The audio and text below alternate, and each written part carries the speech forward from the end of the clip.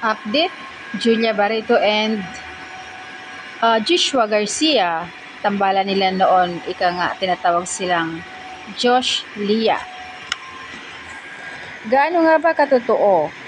Dahil nga ay usap-usapan ngayon sa social media kung saan ay magbalik tambalan ang Josh Lia dahil sa isang movie. Kumbaga, ito po ay edit director ni Miss Kathy Garcia Sampana.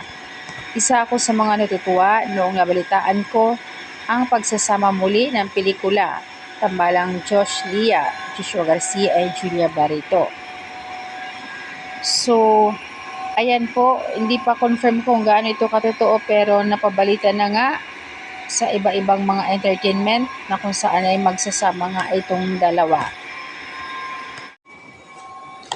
Unang magkatambal na nga ang Josh Lia sa TV, gumawa ng pelikula at nakailang TV series na nga sila. Naghiwalay bilang magkasintahan at bilang magka-love team. Pero ngayon, magkakaroon muli comeback movie ang Josh Lia. Bagamat yung ibang Josh Lia fans natutuwa, pero yung iba at hindi naman. Dahil nga, sabi nga ng iba, masyado nang nanahimik ngayon si Julia. Baka nga magkakaroon na naman ng impluwensya. Kung sa bagay, ilang years na nga rin na hiwalay ang dalawa, almost 3 years na, kaya sabi nila, wala nang pain na kumbaga hininakit sa kanilang dalawa. Pareho sila move on na, at pareho naman sila ngayon may kanya-kanya ng kasintahan. Yun nga ang napag-uusapan sa social media na magkakaroon ng comeback film under Star Cinema. Kaabang-abang ito. Lalo na ay sinasabi nila na malalim pa rin ang hugot nila at siguradong mas magaling pa sila sa artista ngayon. Excited talaga ako sa pagbabalik tambalang nila Joshua at Julia.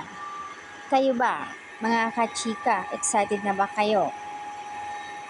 Ang huling Josh Lia movie ay ang zombie thriller Black Z na pinalabas nila noong cinema noong 2020 pa. So medyo matagal-tagal na nga. Kaya nga, yun po yung last movie nila, pero wala na sila noon. I think nagkalabuan na sila noon.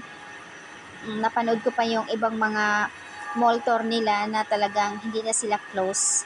So yun po yung time 2020, kaya nga 3 years na nga sila, as in wala na silang communication.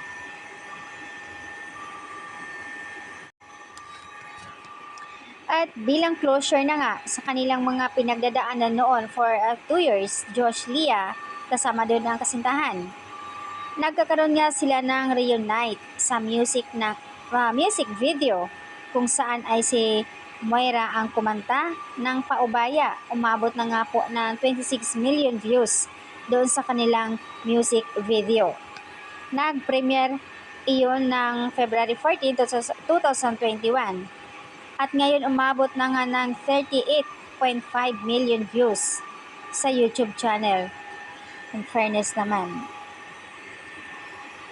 So ayan po, na-excited na rin ang karamihan dahil sa kanila. Abangan na lang guys kung ano ang mangyayari. For sure, excited ang Josh Lia fans sa mga balitang mag-reunion muli ang dalawa. Na parang kailan lang na 4 na taon. Kumbaga, nagkakaroon sila ng love team relasyon at the end, wala na rin nangyari. So, hindi lang naman ang Josh Lia ang nangyayari.